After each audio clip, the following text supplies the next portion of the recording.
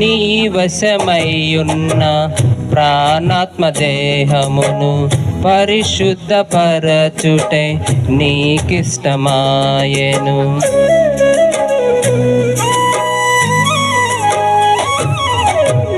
నీ వశమయ్యున్న ప్రాణాత్మ దేహమును పరిశుద్ధపరచుటే నీకిష్టమాయెను. పలు వేదనలలో నీతో నడిపించి తల వంచని తెగువ నీలో కలిగించి మదిలో నిలిచావు, మమతను పంచావు.